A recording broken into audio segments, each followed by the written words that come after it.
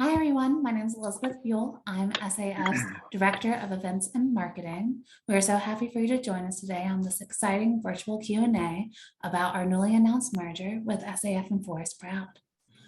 To kick things off, we'll have Terry Baker, SAF CEO, and TJ Struhs, SAF's new Senior Director of Forest Proud, talk to us about the merger and what this means for SAF and Forest Proud together.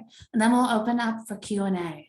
The Q&A, you can put questions in the chat, or once we get to that period, you can raise your hand, but use the reactions. I mean, I guess you can raise your hand too. I may not see it. So use the reactions down at the bottom to virtually raise your hand, and we'll get to you as they come. But to kick things off, I'll introduce Terry Baker, SAF CEO. Thanks so much, Elizabeth, and thanks everybody for making some time this afternoon to touch base with us about this great opportunity for SAF and Forest Proud, and I say also for the larger forestry community going forward. So a couple of quick notes and thoughts related to this merger and what it means for our organization going forward, and I think it just represents so many great things. Being in this job, in this position, one of the things we often talk about is our ability to communicate and where those challenges are. And for many of us on the call who are foresters or forestry and natural resource professionals, we don't necessarily go to school to be communicators, and that has created various challenges for us over the past, and we know that's something we need to rectify.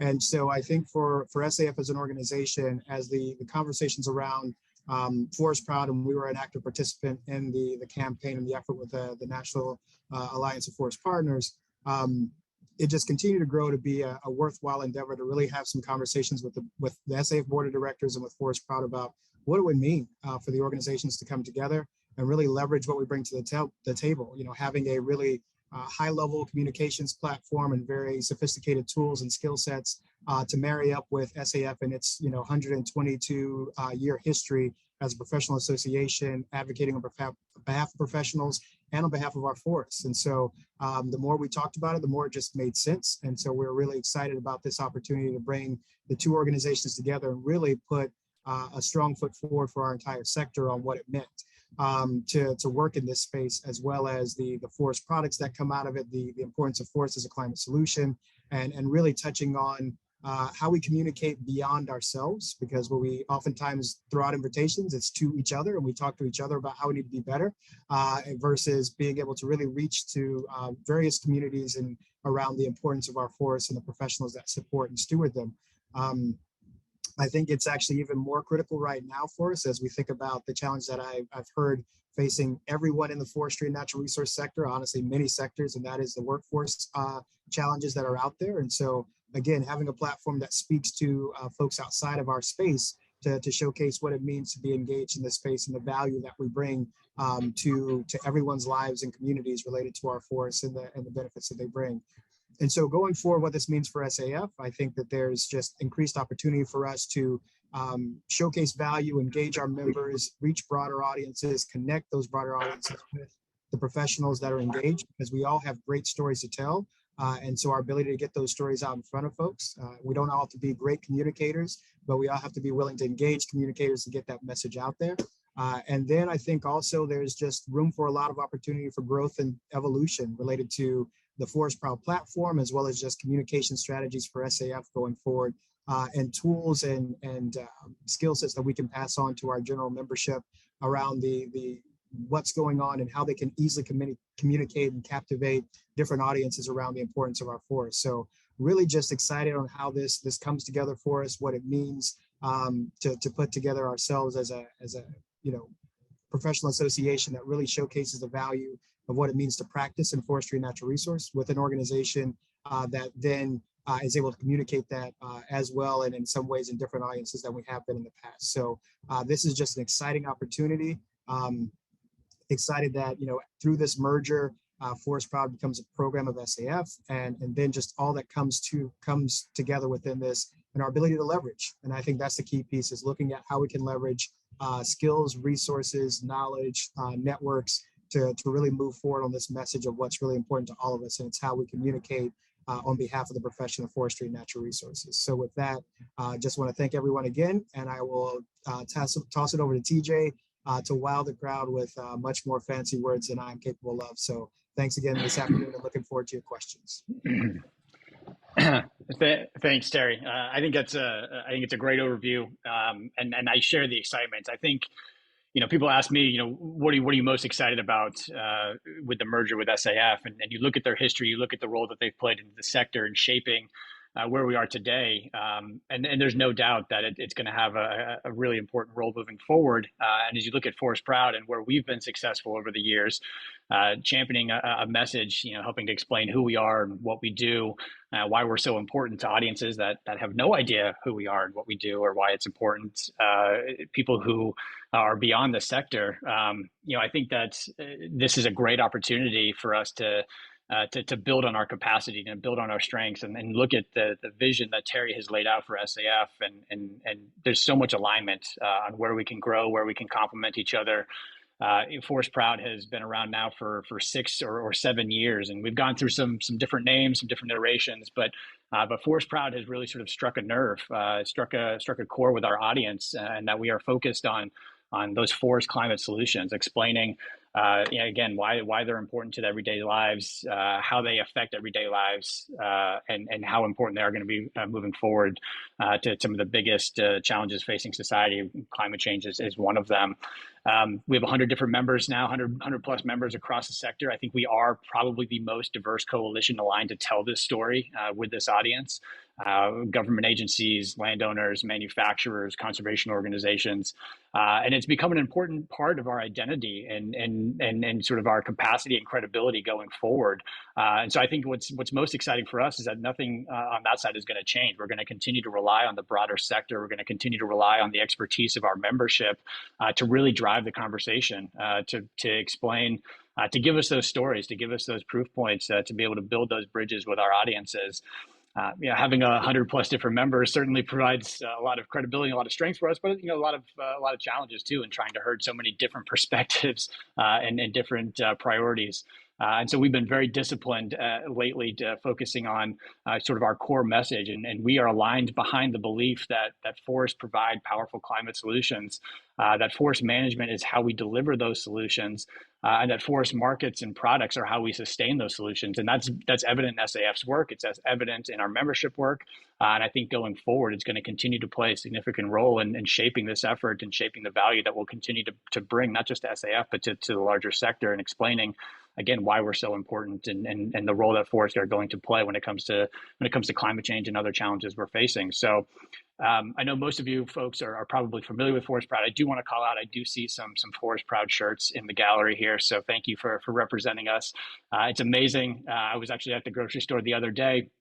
Someone I had never met, never known, was actually wearing a Forest Proud shirt. And so that's always a good reminder that your work is not just screaming into the void, but we are seeing it move with people who are picking up and running with the hashtag, running with our messaging and content. And I think that provides a lot of opportunities for SAF. And I'm excited about where this is going. And more importantly, I'm excited to hear all the questions that you have for us. So I'll stop talking.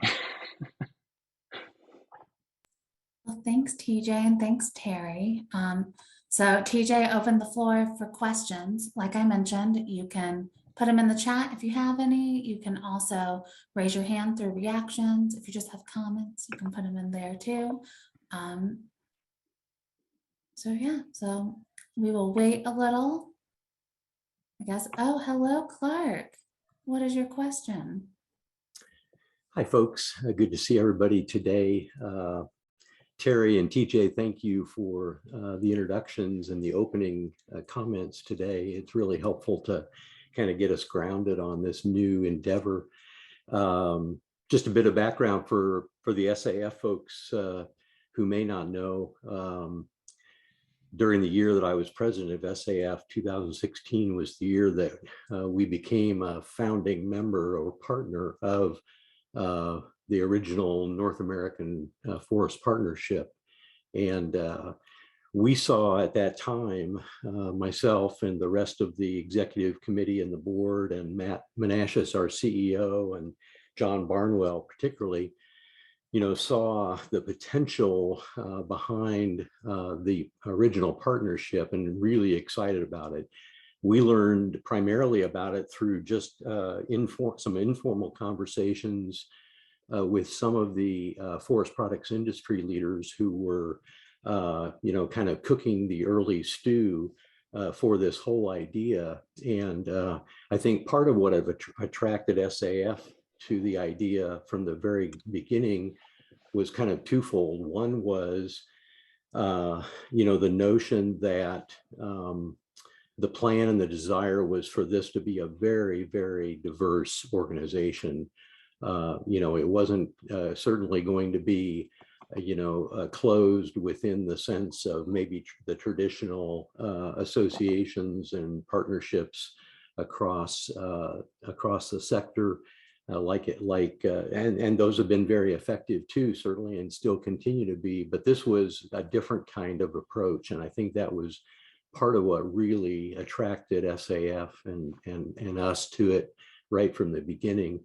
And the second aspect, which I think we felt was really meaningful, was that, the original core was always outward focused. In other words, it was not ourselves talking to each other as much as it was really seeking to craft messages that could speak to certainly the general public, but also to other aspects of society that we knew had, an interest in forest and forestry and foresters and natural resource professionals, but maybe they didn't know that. And so I think those are the two elements that really, attracted SAF to the table right from the very beginning. And we made pretty significant financial investment in that first year and have continued. So I just wanted to give a little bit of background. It was one of the pieces of my presidency year that we were most excited about, actually, was to be able to join this effort and join the partnership right from the get-go, and begin to make some headway in, frankly, an area, like Terry said earlier, in an area where often I think foresters and forestry professionals often struggle, and that is effective communication. So anyway, just really excited about this.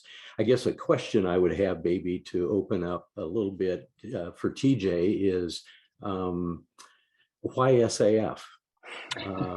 Because you've got 100+ members, many of which, if you look down the membership list, are powerhouses in the realm of partnerships and partnering and communications. And so I'm just curious and excited to know why SAF. It's a great question, and I really appreciate the background too, and thank you for your investment in Forest Proud at the very beginning there. So when we first started this process, almost a year ago at this point, we put together a full list of what we expected. It was a full slate of candidates, and we were looking at different opportunities. Like you mentioned, there are organizations that are very sophisticated in communications. There's organizations that are much larger with budgets and scope and staff that would be definitely a welcome asset. But as we started to dig into the priorities of Forest Proud and where we thought we could really grow and where we thought we really could provide value to the sector, SAF rose to the top for two reasons. One, as a professional organization behind the sector, when you're dealing with a coalition that is as diverse as ours, again, government agencies, manufacturers, landowners, bioenergy, conservation groups, it doesn't matter where you sit within those organizations. You employ foresters, you employ natural resource professionals to get the work done. And that's something that, as we think about communications, as we think about trying to make those connections to 18 to 34-year-olds who are beyond the sector, you need to win hearts first and then minds, right? So it's not just enough to have data, you need to have a personal story. And so more often than not, as we were creating content, we were focusing on those individuals, those foresters, those natural resource professionals.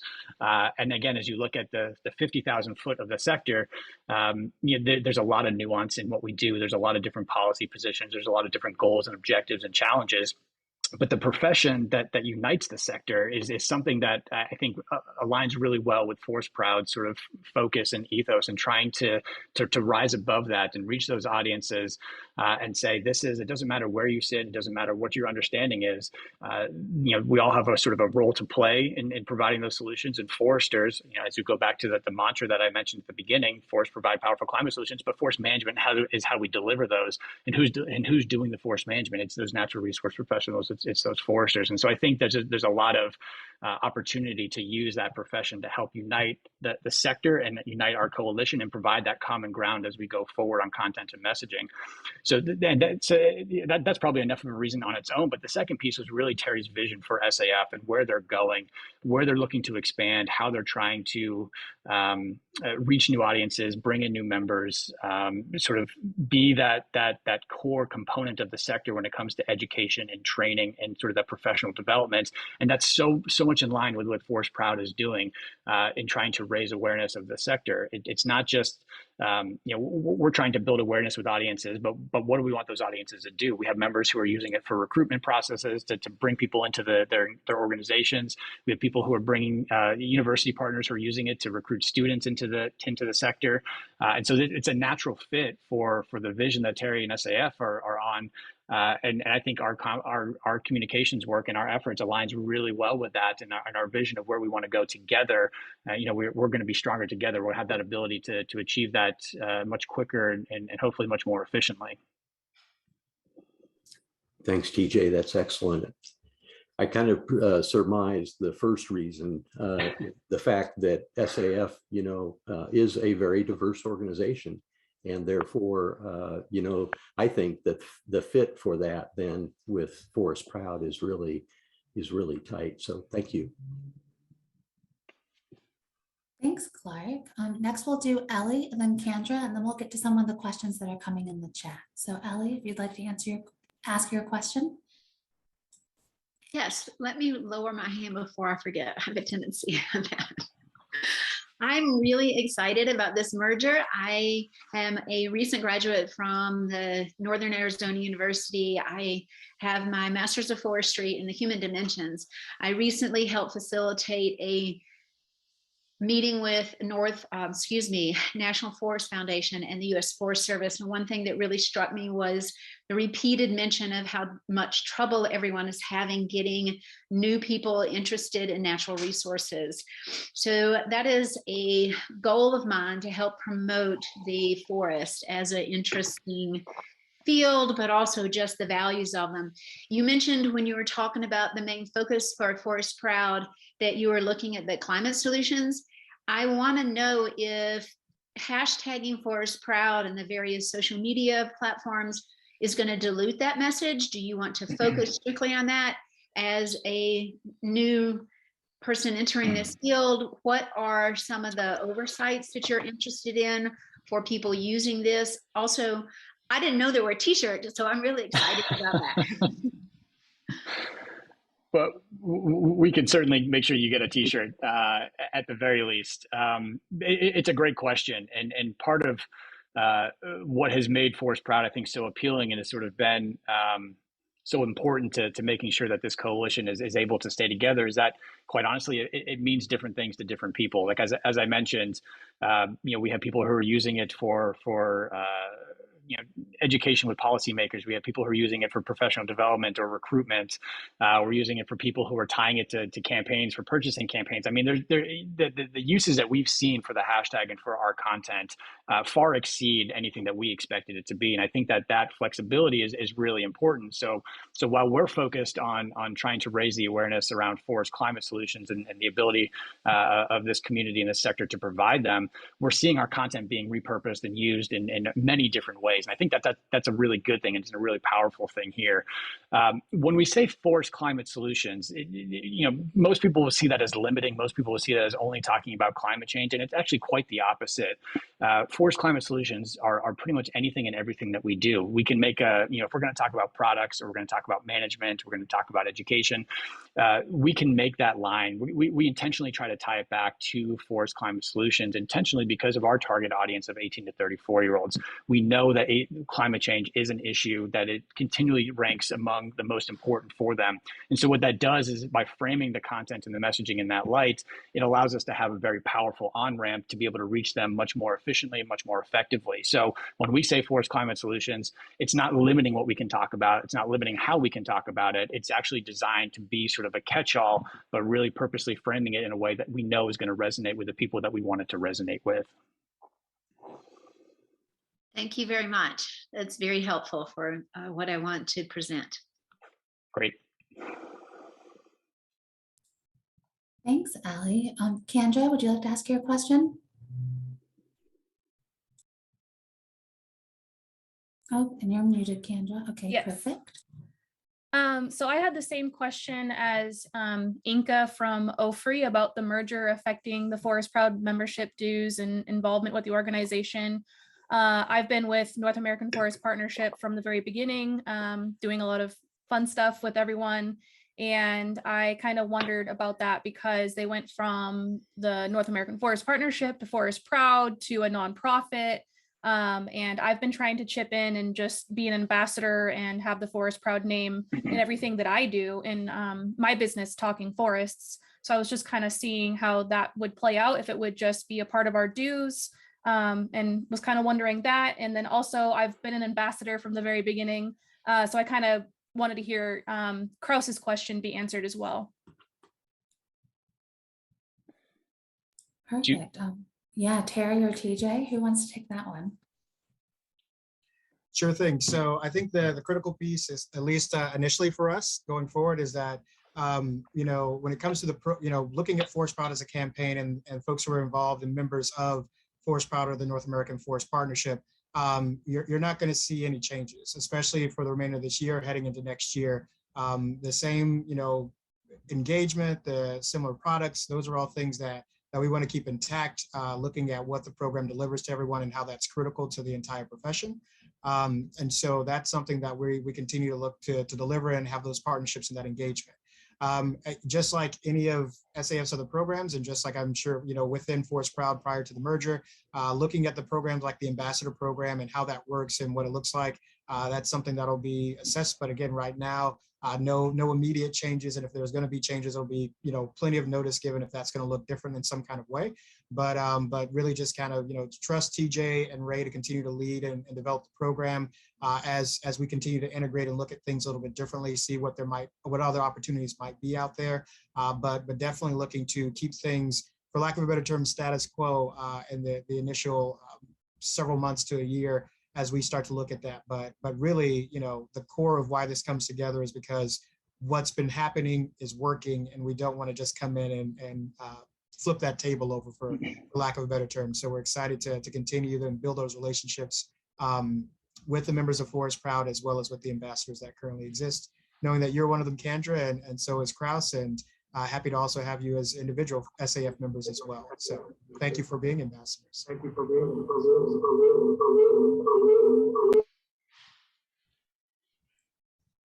Thanks, Terry. TJ, did you want to add anything there? Yeah, I just want to echo his thanks, Candra. I know that you've been with us since the beginning, and you have done wonderful things for us and sharing and spreading our message.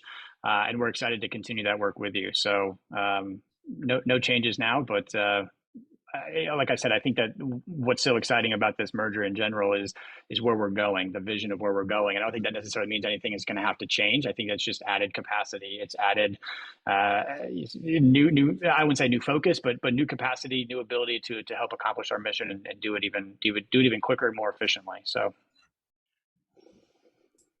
Perfect. Thanks, TJ. It looks like Mark Buckby is asking about the communications plan and how volunteer leadership can be helping, just volunteers in general.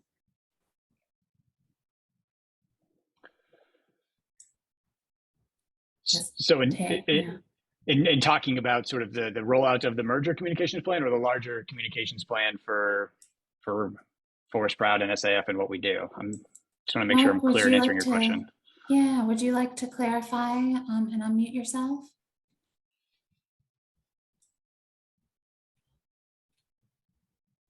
Mark, can you hear me? Yeah, I don't think I was getting that. I wasn't being that specific. I would say this rollout plan and then in the future?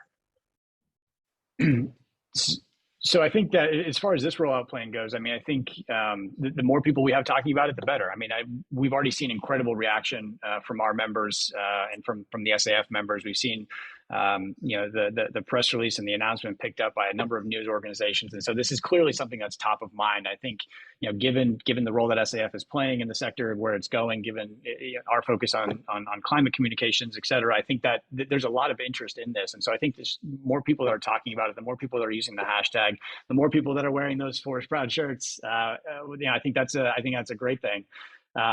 As far as engaging down the road, I think that this is something that, any communications professional will probably agree with me with. You can never have too much content. You can never have too many people trying to help. And so I think, if you have ideas, if you have connections, if you have stories, if you just want to be involved, just making that known is incredibly helpful. And we would love to work with you to figure out what that story is, how we can help promote it, whether it's an event or a specific story. We have a lot of flexibility. Like I said, Climate Solutions allows us to talk a lot of different things.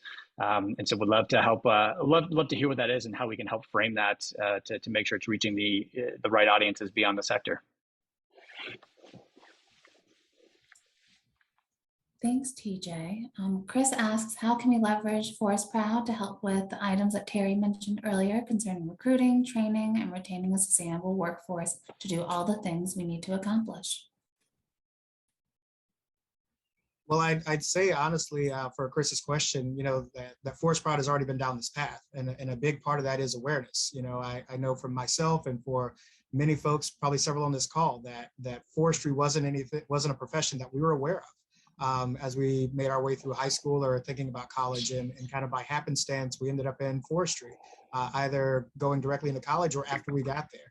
And so I think that the work that's already been done is a critical asset. I think also going forward in the future, associated with the messaging and the relationships and the connections that SAF has with the accredited programs that are underneath SAF for 4-year and 2-year programs across the country in forestry and natural resources, as well as some of our partners who are also partners of Forest Proud, but now there's a bit more of a nexus there. And I think that those opportunities will continue to grow on how we can, again, share those stories and showcase to folks that this is, if you care about the environment, this is the work that you want to be in. This is how you can make substantial impacts to what's going on with our nation's forests and do that in a meaningful way. And so I think that we're already partly the way down that path, but I think it also creates a lot of opportunity to be creative now that we have, now that we're speaking with a more connected voice with Forest Proud being part of SAF. So I think there's a ton of opportunity to work with state agencies, federal agencies, private companies, consultants, academic institutions to really bring that highlight and that showcase to the table of what it means to work in this industry and the opportunities that are out there, because there are a lot of opportunities right now for folks to come into this space. We often joke in terms of what our competition is. It's not other communications groups. It's not other organizations. We are competing against cat pictures and baby pictures online to make forest management compelling, right? And so I think that the fact that we have sort of struck that formula that is working, I think that provides, as Terry mentioned, a lot of opportunity to start introducing the work that we're doing, the programs of SAF, the stories of the sector into that mold, and to begin to build that awareness and support so that over the long term, again, the 18 to 34-year-old audience for us was chosen very intentionally in that, if you're recruiting people for schools, that's the demographic that you're targeting for higher education. If you're trying to influence purchasing decisions, 18 to 34-year-olds are quickly making up the majority of those, if not the majority already. And if you're looking at workforce development, I think 18 to 34-year-olds at this point now are probably the largest employed demographic out there. And so that flexibility of what we do, being able to connect SAF and the programs to those audiences in a way that like I said, is going to make you pause on those family photos and say, yeah, maybe I do want to check this out. I think that's an incredibly powerful piece, and I'm excited to see where it goes. Perfect. Thanks, TJ and Terry. Looks like Dale has a couple questions, so we'll get the first one. Asks about if we can speak to the financial obligations from SAF and some metrics for success for Forest Proud. Sure thing. We won't delve too deeply into some of those details, but this, just to let folks know that this merger was carefully vetted by the SAF Board of Directors and myself, as well as a financial situation was part of that vetting process, including also our lawyers, to make sure that we were in full and clear understanding of where Forest Proud was as an organization. And ultimately, Forest Proud has and continues to do quite well from a financial perspective. And so bringing them on wasn't something where it was like, oh, SAF has to come up with a bunch of money to make this happen. It really was a merger of how these two organizations can come together and leverage each other to be the most effective. So we won't go into a lot more detail than that, but just know that we're in a good place financially and a good place to merge financially. And that the process was carefully vetted and thought out by all parties involved, including our legal counsel. So we're good to go. What about future financial obligations, Terry? We came into this with understanding of what this program means and how we work with the various members of Forest Proud. And so, as far as we know, those members are excited about this merger and continuing to support the effort because it does span the entire sector. And so we have no concerns about potential funding or concerns in that sense, so that financial obligations are TJ and Ray, and the program of Forest Proud is now a program of SAF. So we are financially obligated to Forest Proud as a program, and we'll continue to review that as we review all of our programs and promote their success. So as far as financial obligation, I guess to answer your question, Dale, they are a program of SAF. We are financially obligated to sustain and grow and this great program that is a benefit to the entire profession. So it will be a budget line item. Yes. Okay.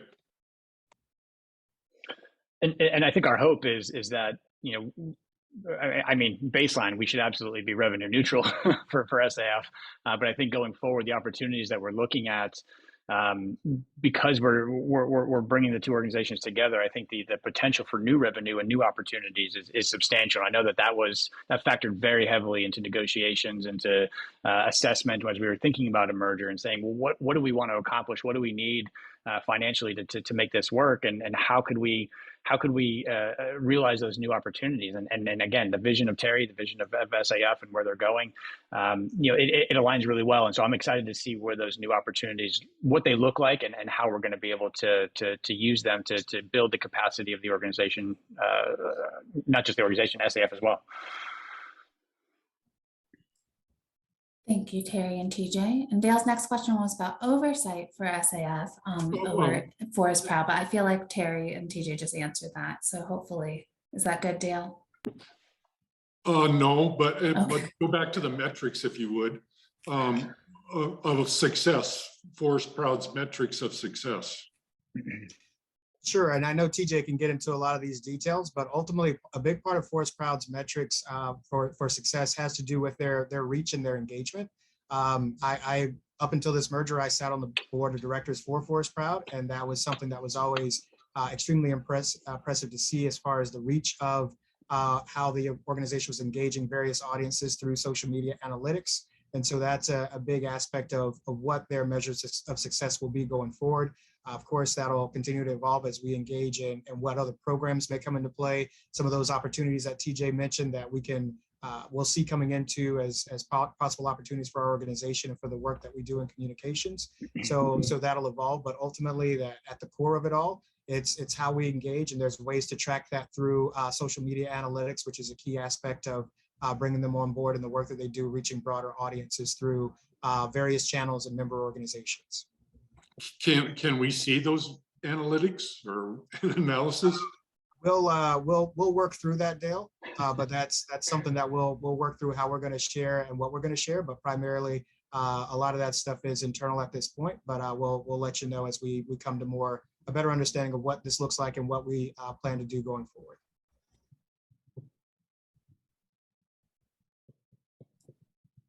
Perfect. Well, Mary asks, there's a broad mission before this partnership to leverage capabilities. I'm curious about the strategic plan and focus for developing strategic communications for target audiences and effectively delivering key messages. I'm going to give that one to TJ.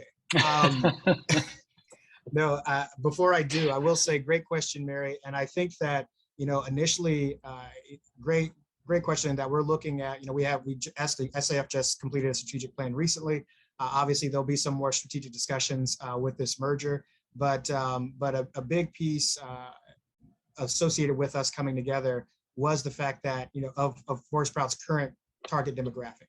And so as we look internally at SAF, we've had some of these conversations about what our communications look like and how we can really start to stratify those to different demographics of our membership. But also, I think with Forest Proud, the 18 to 34-year-olds who aren't necessarily in our sector is such a key piece that we want to engage as a profession as well as an organization. And so I don't see that strategy changing a whole lot in the grand scheme of things, but the ways in which we reach those folks and the way that we start to develop messaging will continue to grow and evolve. And so I'll let TJ speak to that more specifically, because I know that everything from what Forest Proud has done to really, I think, pushing the ambassadors program starting this year, there's been a couple of those efforts to, again, start to continue to tweak the model to see if there's different angles we can connect with people. And we'll continue to do that along the way. So TJ, I'll turn it over to you. Yeah. Thanks, Terry. I think that covers most of it. And your question about metrics, Dale, is a good one. There's sort of two mottos that guide Forest Proud's work. In addition to the other motto that I mentioned, I guess there's three.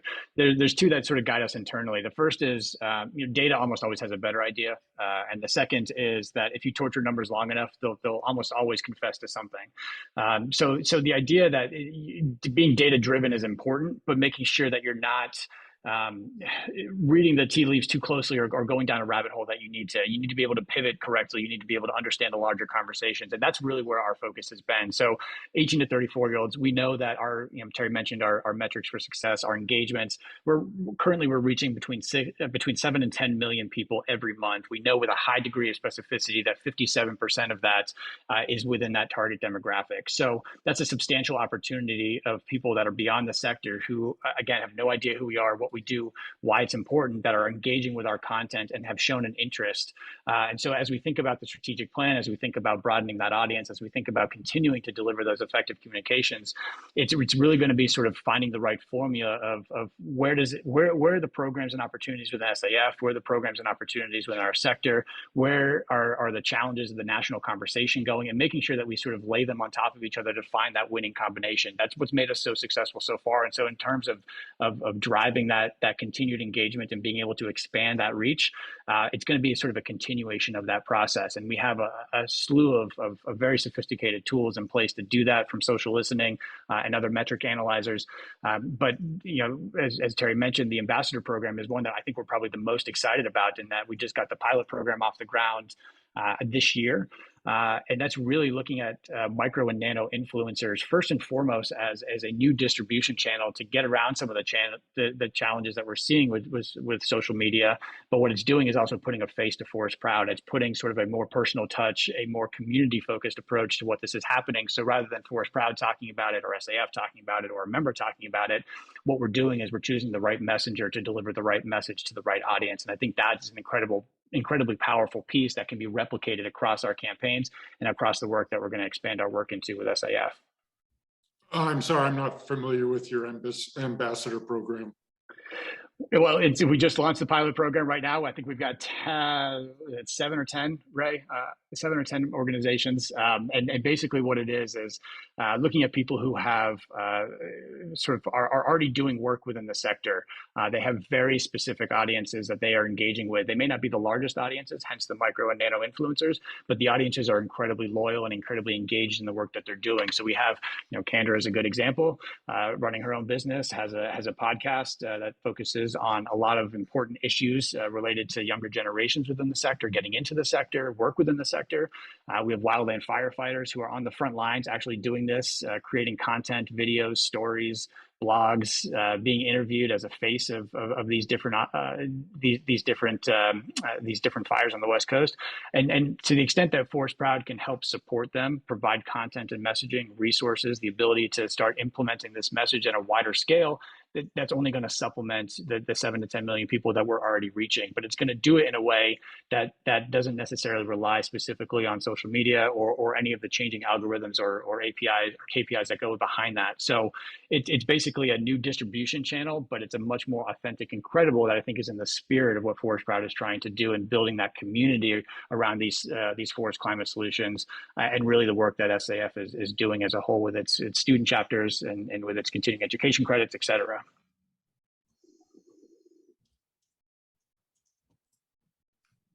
I'm happy to get more into that. I mean, we could spend all day talking about ambassadors. I'm kind of excited about this one. Well, thank you, TJ. Thank you, Terry. We have about 4 minutes left, so we probably have room for one more question. Does anyone have any other questions?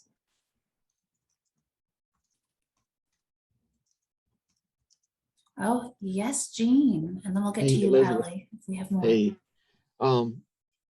last week I was with the Southern Group of State Foresters in providing an update, and I mentioned Forest Proud. One of the questions from one of the state foresters was, how does this change?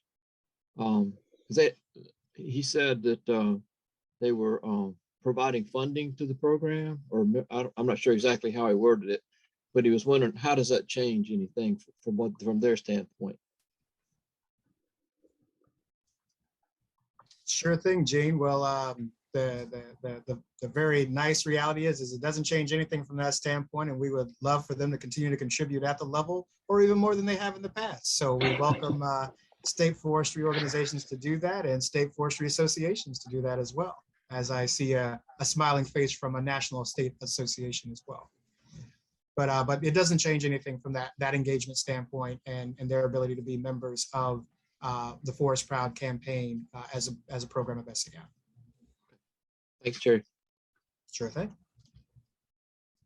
Our last question is going to come from Ellie.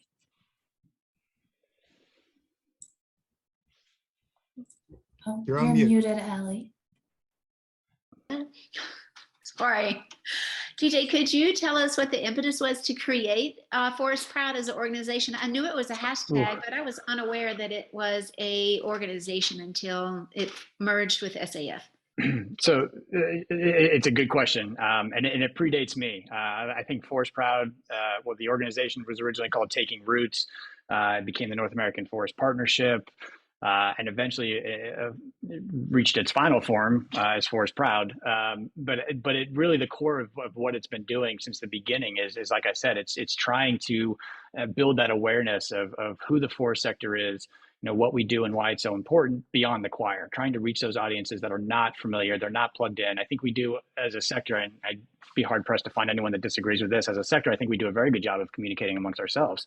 But the challenge has always been trying to reach people who don't know what forests are, don't care what forests are, or have misconceptions about that, and trying to not necessarily combat that misinformation, but provide a steady stream of where the sector is going, that proactive conversation that inspires hope, that inspires optimism, that makes people in that key demographic, 18 to 34-year-olds, want to get involved.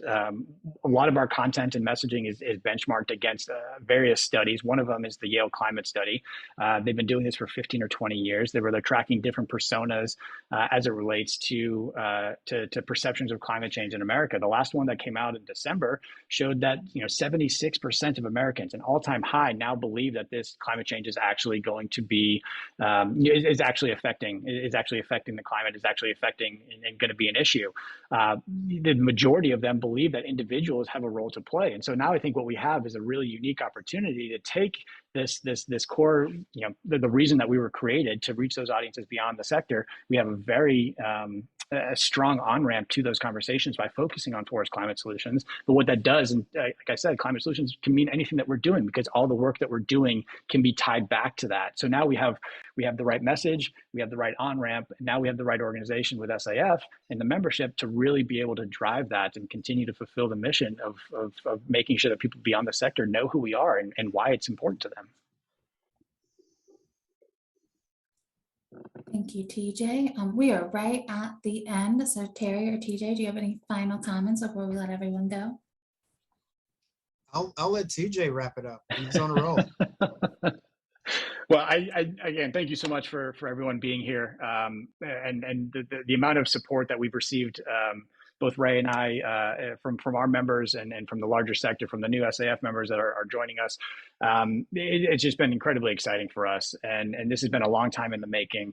I think that there's a lot of questions to figure out around membership, around dues, around the vision, and these are all things that we can see all the dots there. We don't necessarily know how they connect yet, but we have knowing that we have your continued support, knowing that we have this clear mission, this clear opportunity to not only make SAF and Forest Proud better, but to actually benefit the whole sector.